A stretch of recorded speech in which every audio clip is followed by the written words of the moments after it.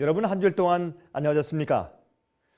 우리는 지난 3번에 걸쳐서 성경에 나타나 있는 성소 제도에 대해서 공부해 왔습니다. 오늘은 그 4번째 성소 시리즈 마지막 시간이 되겠습니다. 여러분, 성소는 하나님께서 인간의 죄의 문제를 어떻게 해결해 주시는지에 대해서 가르쳐 주시기 위해서 모세에게 만들라고 분부하신 실물 교훈이었습니다. 구약시대 죄의 용서는 성소에 있었습니다. 특히 지난 시간에는 성소 뜰에서 행해지고 있었던 번제에 대한 그 의미에 대해서 함께 공부해 보았습니다. 오늘은 성소에서 드려졌던 제사 가운데서 가장 중요한 의미를 지니고 있었던 속죄제에 대해서 함께 좀 살펴보도록 하겠습니다. 여러분, 이러한 것들을 연구하는 이유는 이러한 제사 제도를 통해서 하나님께서 인간을 위하여서 어떠한 구속의 일을 하시며 또 우리의 죄를 어떻게 처리하시는지에 대해서 보여주는 것이기 때문에 우리가 자세하게 살펴보는 것입니다. 여러분, 많은 그리스도인들이 이 성소 제도에서 공부하지 않거나 아니면 이해하지 못했기 때문에 주님의 구원의 방법, 주님의 계획에 대해서 오해하고 있는 것입니다. 또한 이 복음 문제에 있어서 많은 오해가 생기게 된 것입니다. 또 반쪽짜리 복음, 또 잘못된 복음이 교회들에 많이 퍼져 있는 것을 우리가 보게 되는 것입니다. 그래서 많은 사람들이 잘못된 가르침을 진리로 알고 믿고, 그래서 진짜를 얘기하면 잘못되었다 하는 그런 경향들이 많이 있는 것을 보는 것입니다. 여러분, 우리는 우리 구원의 문제를 생각할 때 우리 속에 있는 죄의 문제를 해결해 주어야 하는 것입니다. 반역적인 마음을 해결해 주는 것이 구원인 것입니다. 여러분, 우리 마음속에 꽁꽁 숨어있는 죄의 문제를 해결해야 우리에게 구원이 생기는 것입니다. 그저 과거에 우리가 지은 죄를 용서해 주고 그다음에 덮어버리는 것이 아니라 우리 속에 있는 죄의 반역의 정신, 죄를 사랑하는 것, 그런 모든 죄를 우리 속에서 해결해 주셔야 되는 것입니다. 그것이 성소 제도이고 그것이 바로 죄를 속죄하시는 예수 그리스도의 구원의 문제가 되는 것입니다. 자, 그러면 이 성소에서 이 속죄제의 문제, 이 중요한 속죄제가 그러면 어떤 것이겠습니까? 여러분, 레위기 4장 1절부터 12절까지 있는 말씀을 같이 좀 펴서 읽어보도록 하겠습니다. 레위기 4장입니다. 이렇게 말씀되어 있습니다. 레위기 4장 1절부터 12절까지 좀 길지만 제가 읽겠습니다. 여호와께서 모세에게 일러 말씀하시되 이스라엘 자손에게 고하여 이르라. 누구든지 여호와의 금령 중 하나라도 그릇 범하였으되 만일 기름 부음을 받은 제사장이 범죄하여 백성으로 죄를 입게 하였으면 그 범한 죄를 인하여 흠없는 숫송아지로 속죄 제물을 삼아 여호와께 드릴지니 곧 그 숫송아지를 회막문 여호와 앞으로 끌어다가 그 숫송아지 머리에 안수하고 그것을 여호와 앞에서 잡을 것이요, 기름 부음을 받은 제사장은 그 숫송아지의 피를 가지고 회막에 들어가서 그 제사장이 손가락에 그 피를 찍어 여호와 앞 곧 성소장 앞에 7번 뿌릴 것이며, 제사장은 또 그 피를 여호와 앞 곧 회막 안 향단불에 바르고 그 송아지의 피 전부를 회막문 앞 번제단 밑에 쏟을 것이며, 그 속죄 제물된 숫송아지의 모든 기름을 취할지니 곧 내장에 덮인 기름과 내장에 붙은 모든 기름과 두 콩팥과 그 위의 기름 곧 허리 근방에 있는 것과 간에 덮인 거풀을 콩팥과 함께 취하되 화목제 희생의 소에게서 취함같이 할 것이요, 제사장은 그것을 번제단 위에 불사를 것이며 그 숫송아지의 가죽과 그 모든 고기와 그 머리와 다리와 내장 똥 곧 그 송아지의 전체를 진 바깥에 버리는 곳인 정결한 곳으로 가져다가 불로 나무 위에 사르되 곧 재 버리는 곳에서 살을 찌니라 그랬습니다. 여러분, 이것이 속죄제였습니다. 우리 죄를 속하기 위한 제물이었습니다. 여러분, 속죄제는 죄를 지었을 때 용서받기 위해서는 반드시 가지고 가서 드려야 하는 제물이었습니다. 죄의 용서는 우리의 선한 행실이나 노력에 있는 것이 아닙니다. 우리가 선한 행실을 하고 노력을 한다고 해서 우리가 죄를 용서받는 것이 아닙니다. 어떤 사람을 죽였는데 우리가 100만 불을 가지고 간다고 해서 그 죄가 용서받는 것이 아니지 않습니까? 우리가 죄를 용서받을 때 우리 위해 양이 죽는 것처럼 죄 없으신 하나님의 어린 양 예수님의 희생 죽음 때문에 여러분과 제가 죄를 용서받고 구원받는 것이 아니겠습니까? 여러분 그 사실을 매일매일 감사하십니까? 여러분 숨 쉴 때마다 마음 가운데 즐거움을 느끼고 구원의 기쁨을 느낄 때마다 그 일을 감사하십니까? 여러분 이 속죄의 죄를 드릴 때에 제사장이 범죄했을 때와 족장이나 평민이 범죄했을 때에 그 드리는 제물 종류가 각각 다 다르며 또한 그 방법과 절차는 같았지만 그 드리는 이 동물들의 희생 동물들의 종류가 달랐습니다. 여러분 예를 들어서 이스라엘 전체가 죄를 범했거나 아니면 그 제사장 혼자서 어떤 죄를 범했으면 숫송아지를 갖다가 바쳐야 됐습니다. 다시 말해서 지도자가 한 명 범죄하면 교회 전체가 범죄한 것과 같은 엄중함이 있는 것을 거기에 가르쳤습니다. 그리고 또한 이 족장이나 또 중요한 인물들 또 평민들의 그 동물의 절차가 달랐습니다. 여러분 지위가 높고 또한 책임이 많은 사람일수록 그 드리는 동물의 값이 비쌌습니다. 그만큼 거기에 이 책임감이 중요하다 그 말이죠. 그런데 이 속죄제의 그 절차는 다음과 같았습니다. 희생 동물을 성소 뜰에 끌고 와서 우리가 번제를 설명할 때 공부했죠. 그 희생 제물을 성소에 끌고 와서 그 동물의 머리 위에 손을 얹고서 안수하는 것입니다. 안수한다는 뜻은 그때 사실은 자기의 모든 죄를 거기 그 머리 위에 다 고백한다 그 말이죠. 자, 그래서 그 다음에 그 동물을 그 제물을 가져온 그 죄인이 칼을 꺼내서 목을 따서 죽이는 것입니다. 수많은 동물을 그렇게 죽게 했습니다. 이 성소 제도에서. 그렇게 한 이유는 완악한 인간의 마음에 하나님의 용서를 위해서 어떤 일이 이루어져야 하는지에 대해서 알려주시기 위해서 그렇게 하는 것입니다. 그냥 용서해 주시는 것이 아니라 그 용서를 주시기 위해서 엄청난 대가를 치르셔야 했다는 사실을, 그렇게 치르실 것이라는 사실을 주님께서 알려주시기 위해서 그렇게 제물을 드리게 하신 것입니다. 여러분이시여. 그런데 이 속죄 제물을 드릴 때는 번제와 달라서 그 배를 가른 다음에 그 내장에 붙어 있는 기름과 그다음에 이 거죽, 그렇죠? 이 거죽 안쪽으로 붙어 있는 살 안쪽으로 붙어 있는 기름들을 전부 다 골라 잘라내어서 모든 기름만 잘라내어서 불태우는 것입니다. 그 다음에 나머지 몸은 진 밖으로 가지고 나가서 정해진 곳에서, 정한 곳에서 또 정해진 곳에서 불러 태워서 재로 만든다, 그렇게 말씀을 하였습니다. 그것이 속죄 제물을 드리는 절차였습니다. 여러분, 이것이 우리에게 가르치는 의미는 아주 중요한 것입니다. 왜 기름만 잘라내어서 불태우라고 했을까요? 여러분, 성경에 말이죠, 기름은 죄를 상징했습니다. 시편 37장 20절에 말씀하기를 악인은 멸망하고 여호와의 원수는 양의 기름같이 타서 연기되어 없어지리로다, 그렇게 기록되어 있습니다. 다시 말해서 동물의 기름은 죄를 상징했어요.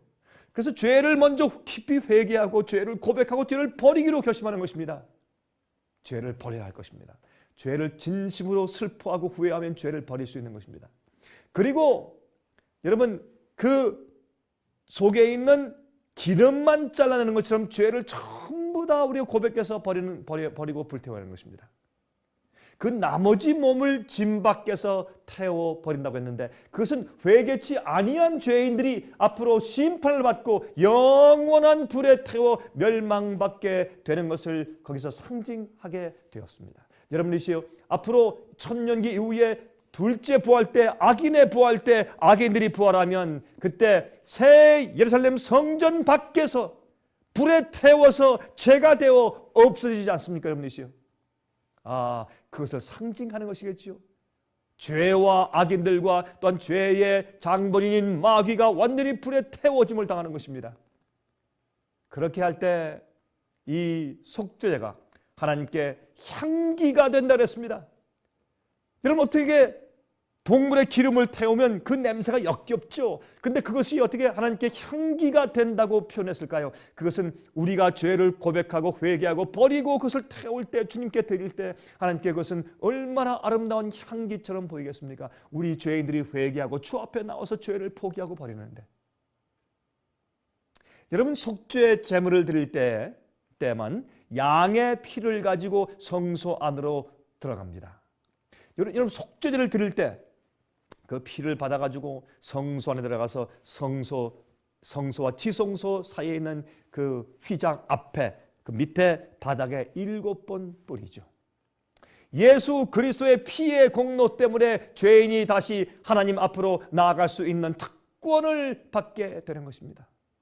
여러분, 피 속에는 전가된 죄들이 있습니다. 여러분, 그 죄인이 와서 그 양 위에 손을 얹고 죄를 고백하면 그 죄인의 죄가 양에게 전가되는 것을 상징하는 것이죠. 다시 말해서 우리가 죄를 회개하고 고백할 때 우리의 죄가 예수님께로 전달되는 것입니다. 예수님께 전가되어서 예수께서 그 죄를 받으시고 마치 자기가 죄를 지은 것처럼 우리 죄를 끌어안으시고 그 죄의 속죄를 위해서 아버지께 기도하시고 당신의 피로 그 죄를 씻으시는 것이 아니겠습니까? 그래서 용서가 이루어지고 구원이 이루어지는 것입니다. 여러분, 그 피 속에 전가된 죄들이 있습니다.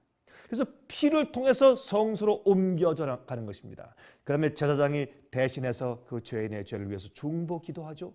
하나님 앞에서. 그래서 옛날의 성소의 대제사장은 바로 우리의 중보자, 우리의 구세주 예수님을 상징하는 것이었어요. 그러므로 여러분이시여, 우리가 죄를 고백할 때 똑같은 사건이 하늘에서, 하늘 성소에서 이루어지고 있는 것입니다. 지금 예수님께서 하늘에서 여러분을 위해서 그렇게 일하고 중보하고 기도하고 계시다고 말입니다. 우리의 죄가 바로 하늘로 옮겨지는 것입니다. 언제? 회개하고 고백할 때. 여러분, 회개하고 고백하고 버리지 아니한 죄들은 우리와 함께 있어요. 여러분과 함께 있어요. 용서받지 못하는 것입니다. 그런데 속죄제 때만 생기는 중요한 일이 있습니다. 이것은 예수 그리스도의 죽음의 의미를 설명하죠. 여러분, 평민이 속죄제를 드릴 때 말이죠, 피가 성소로 들어가지 않습니다.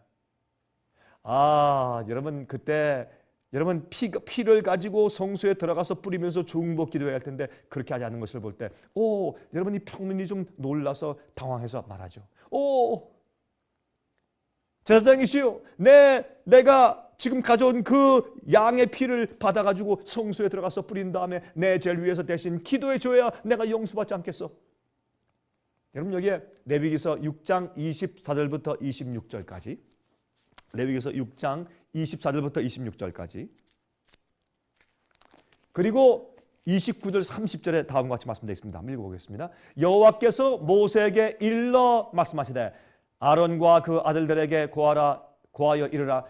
속죄제의 규례는 이러하니라. 속죄제의 희생은 지극히 거룩하니 여호와 앞 번제 희생을 잡는 곳에서 그 속죄제의 희생을 잡을 것이요, 죄를 위하여 제사 드리는 제사장이 그것을 먹되 곧 회막들 거룩한 곳에서 먹을 것이며, 그 고기는 지극히 거룩하니 제사장의 남자마다 먹을 것이니라. 그러나 피를 가지고 회막에 들어가 성소에서 속하게 한 속죄한 희생의 고기는 먹지 못할지니 불사를지니라 그랬습니다. 이게 무슨 말일까요? 여러분, 피를 가지고 성소에 들어가서 대신 기도해 주지 아니할 때에는 말이죠, 제사장이 그 희생제물 양의 고기가 번제를 위해서 탈 때 그 고기의 살점을 마치 올리브 정도의 크기로 살짝 조그맣게 이렇게 한 피스를 도려내어서 그것을 꺼내어서 그것을 입에 물고 씹는 것입니다. 그리고 묻습니다. 자, 형제요, 당신이 양에게 손을 얹고서 죄를 고백했을 때 당신의 죄가 어떻게 되었죠? 제 죄가 양에게 전가되었죠. 그렇죠. 자, 그럼 보십시오. 내가 이 고기를 조금 띄어서 내 입에 넣고 지금 씹습니다. 내가 지금 삼킵니다. 꿀꺽 삼켰습니다. 자, 이제 당신의 죄가 어디 갔습니까? 그때 죄인이 이해하는 것입니다. 오, 내 죄가 당신 속에 들어갔군요. 내 죄가 제사장님의 죄가 되었습니다. 그로써 이제 나는 바로 이 죄를 가지고 들어가서 내가 하나님 아버지 앞에 기도할 것이요, 바로 당신의 죄가 내 죄가 되었어 하고 지금 제사장이 성소 안으로 들어가는 것입니다. 그 모습을 볼 때 이 죄인이 얼마나 크게 감동하며 앞으로 오실 메시아가 자기의 죄를 대신 진다고 하는 의미가 무엇인지를 이해하게 되지 않겠습니까? 감동적인 얘기 아닙니까? 여러분, 베드로전서 2장 24절에 말씀하기를 친히 나무에 달려 그 몸으로 우리 죄를 담당하셨으니 이는 우리로 죄에 대하여 죽고 의에 대하여 살게 하려 하심이라 그랬어요. 여러분, 몸으로 우리 죄를 졌다 그랬습니다. 그게 무슨 말입니까? 어떻게 우리 몸으로 다른 분이 우리 죄를 대신 집니까? 그것은 우리가 죄를 지을 때 느끼는 죄책감을 대신 졌단 말입니다. 우리가 거짓말 했을 때, 우리가 남을 사기쳤을 때, 우리가 간음을 했을 때, 그 장본인을 보았을 때 얼마나 가슴이 뛰고 우리가 두렵고 심판이 두렵고 얼굴이 빨개집니까? 그것은 죄책감 아닙니까? 십자가 위에서 여러분이 행하신, 제가 행한 모든 죄의 죄책감과 그 마음 아픔과 그 찔림이 예수님의 마음속에 예수님의 영혼을 뒤덮였어요. 그래서 예수님께서 아버지를 보지 못하게 너무 깜깜하게 되어서, 왜? 죄인의 모습으로 대신 죽어가니까. 그래서 예수께서 엘리 엘리 라바 사박다니, 나의 하나님 어찌하여 나를 버리시나이까 라고 영혼의 절망적인 기도를 하신 것입니다. 왜? 여러분과 저의 바로 그러한 이 죄를 지은 자의 경험을 대신 져주신 것입니다. 여러분, 은혜가 없이, 자비하심이 없이 죄의 책임을 지고 영원히 멸망당해 죽어가는 그 죄인의 처절함을 예수님께서 십자가에서 대신 져주시고 경험해 주신 것입니다. 그래서 우리에게 용서가 생긴 것이에요. 그래서 우리 마음 가운데 구원의 즐거움이 생긴 것입니다. 죄가 십자가에서 예수님 자신의 죄가 되었어요. 그래서 우리가 의롭게 된 것입니다. 여러분, 십자가의 죽음은 순교자의 죽음이 아니올지다. 예수님께서 엘리 엘리 라바 사막단이라고 부르짖으시면서 나중에 심장이 터져서 돌아가셨어요. 여러분, 예수님께서 돌아가신 다음에 로마 군병이 예수님의 옆구리에 창을 찔렀을 때 거기서 물과 피가 흘렀죠. 그것은 예수님의 심장이 터져서 가슴에 고여 있다가 혈구와 혈청이 갈라지고 나중에 맑은 혈청과 빨간 혈구가 흘렀다고 말입니다. 심장이 터져서 돌아가셨어요. 여러분이시여, 여러분의 죄와 제 죄의 무게 때문에 돌아가신 것입니다. 그래서 시편 40장 보십시다. 시편 40장 12절에 다음과 같은 말씀이 있어요. 무수한 재앙이 나를 둘러싸고 나의 죄악이 내게 미침으로 우러러 볼 수도 없으며 죄가 나의 머리털보다 많음으로 내 마음이 사라졌습니다. 그랬어요. 내 마음이 사라졌습니다. 이게 무슨 말일까요? 죄책감이 실제로 예수님을 둘러쌌어요. 예수님을 눌렀어요. 그래서 큰 소리로 돌아가셨습니다. 옆구리에서 피와 물이 흐른 것은 심장이 터지신 증거가 아니고 무엇이겠습니까? 그리고는 물두멍에서 피 흘린 죄를 씻고, 여러분, 그 번제단과 성소 사이에 이 조그만 물두멍이 있죠? 거기에 물이 있죠? 거기서 이 양의 피를 흘린 죄를 손과 발을 씻고 거기서 씻은 다음에 성소 안으로 들어갑니다.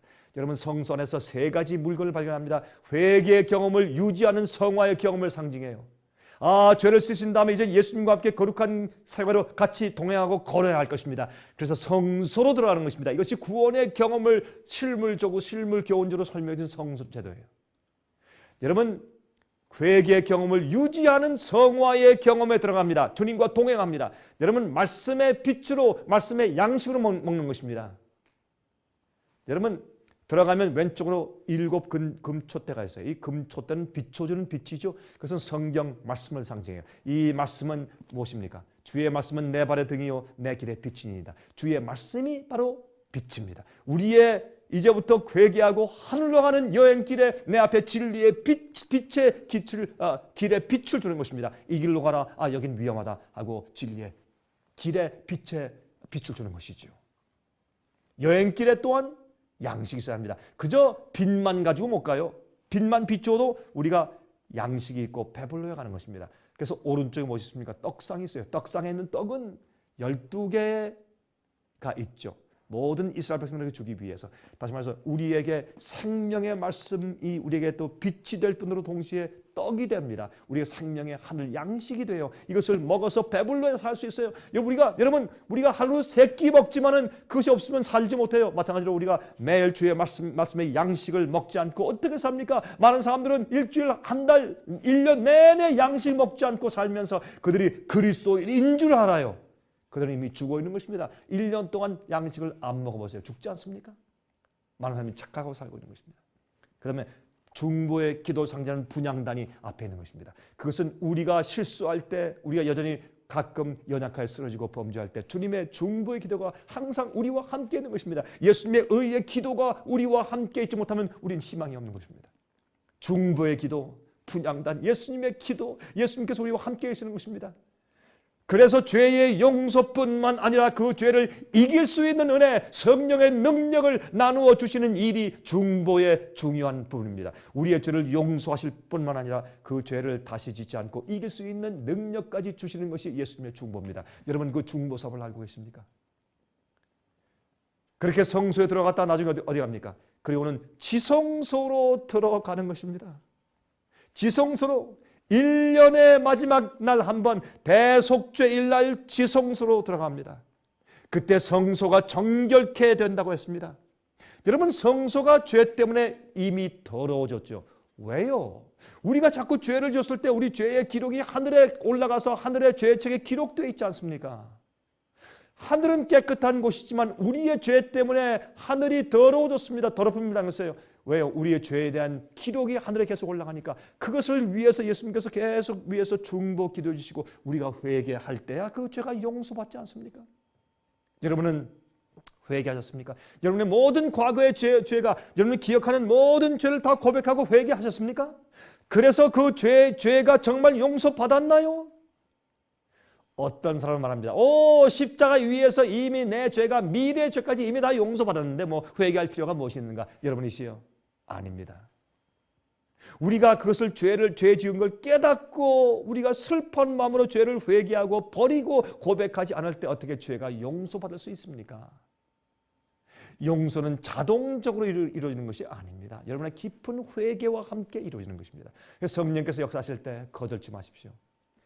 심판을 통해서 그래서 마지막에 책을 펴서 드러내서 결정하는 것입니다. 그것이 대속죄예요. 1년 마지막 날 대속죄일 날 책을 펴고 그 사람이 정말 진실로 회개한 사람인지 아닌지 그 사람이 괜히 그저 겉으로만 회개한 척하는 것인지 마음의 중심이 진짜로 회개하고 정결케 된 자인지 주님께서 심판하시는 것입니다. 반드시 심판이 있다고 성경은 말합니다.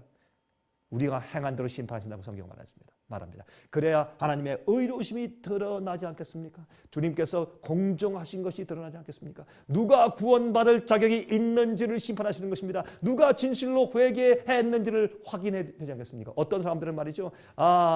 예수만 믿으면 다 어떤 죄도 정말 죄로 정해지지 않는데요. 그러면 예수 믿는 자와 믿지 않는 자가 똑같은 죄를 짓는데 예수를 믿는다고 해서 그래서 더 이상 죄가 안 되고 믿지 않는다고 죄가 되는 것입니까? 그럴 수 없는 것입니다.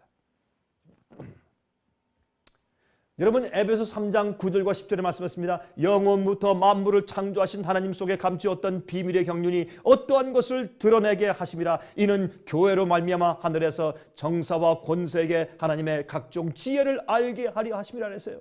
히브리 9장 27절에 한 번 죽는 것은 사람에게 정하신 것이요 그 후에는 심판이 있으리니 이와 같이 그리스도도 많은 사람의 죄를 담당하시려고 단번에 들이신 바 되셨고 구원에 이르게 하기 위하여 죄와 상관없이 자기를 바라는 자들에게 두 번째 나타나실 것이라 그랬어요. 여러분 무엇입니까?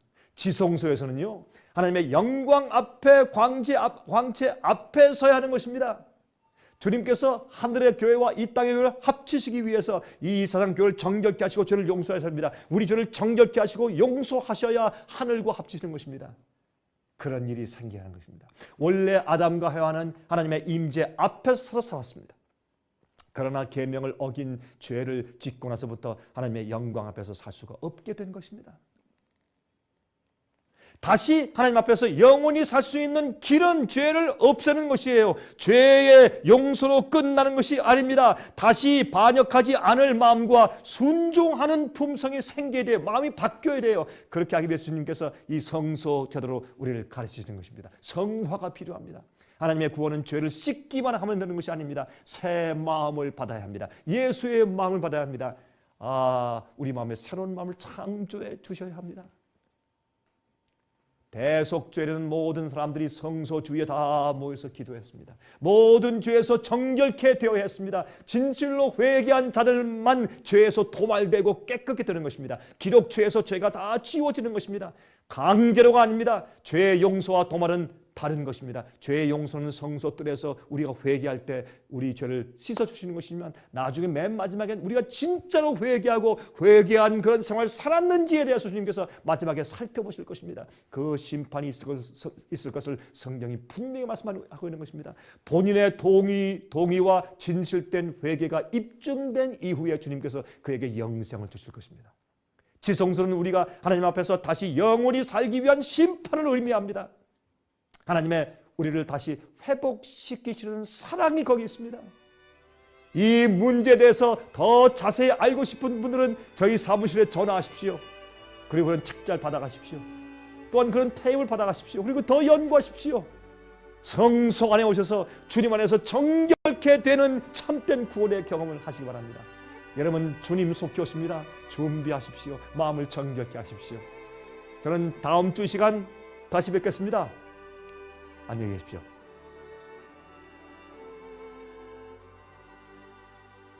은혜스러운 시간 되셨습니까? 오늘은 생애의 빛에서 특별히 제작한 예언연구 DVD 시리즈를 소개해 드리겠습니다. 생애의 빛에서는 혼자서 예언을 연구하기 어려운 분들을 위하여 예언연구 시리즈를 마련하였습니다. 이 예언연구 시리즈는 강병국 목사님께서 직접 강의하신 요한계시록과 다니엘서 연구인데요. 요한계시록과 다니엘서를 1장부터 마지막 장까지 한 절 한 절 해석해드리는 예언 강의 시리즈입니다. 특별히 시청자 여러분들의 이해를 돕기 위하여 각종 그림들과 도표들 그리고 역사적인 문헌들을 사용하여 강의하였습니다. 다니엘과 요한계시록에 나타나 있는 과거와 현재 그리고 미래에 대하여 보여주신 놀라운 예언들은 우리의 믿음을 돈독하게 해줄 뿐만 아니라 확신을 가지고 장래를 바라볼 수 있게 해줄 것입니다. 이 예언연구 DVD 시리즈를 꼭 신청하셔서 마지막을 위하여 준비된 하나님의 중요한 계시들을 이해하게 되시기를 바랍니다. 신청하실 번호는 무료전화 1-877-704-1004번입니다.